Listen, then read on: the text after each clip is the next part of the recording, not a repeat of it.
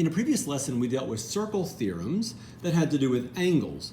We would look at a picture almost exactly like this and talk about the measurements of the angles and the arcs, and we'd say, well, this angle is half the sum, and this angle is half the difference. Well, now we're going to be dealing with the lengths of the sides. So let's do it. If two chords intersect inside a circle, then the products of the lengths of the segments of one chord equals the products of the lengths of the segments of the other chord. As wordy as that may sound, if you read it slowly, it makes sense, and basically it's this. AE times CE equals BE times DE. If you want to write that over on the side, you can, and I'm going to. So AE, the length of AE, multiplied by CE is going to equal to BE times DE. Now, all of these ended in E, but if you want to list it the other way and call it EA or EB, that's fine. Okay, so what we're going to do is label it. Let's grab a green pen for no reason at all. AE is 3.6 centimeters. CE is 5.1.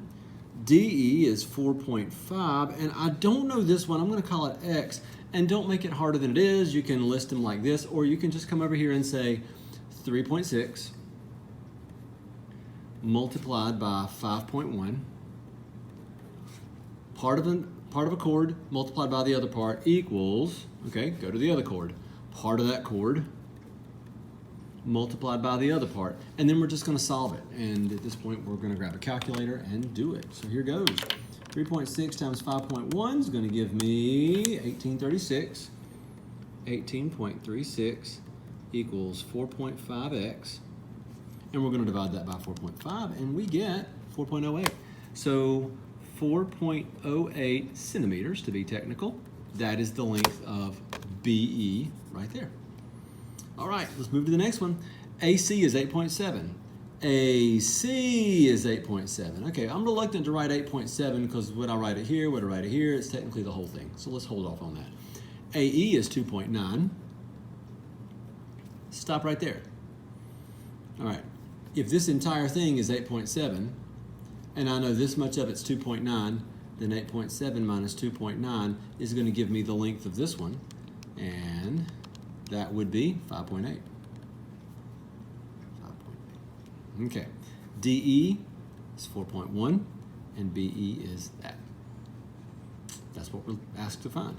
So, same thing we just did, 2.9 times 5.8, and that's equal to 4.1 times x. And we're going to solve it, just like we did on the last one. I'm going to do it all in one step this time, though. 2.9 times 5.8, multiply those, and then we would have to divide by 4.1.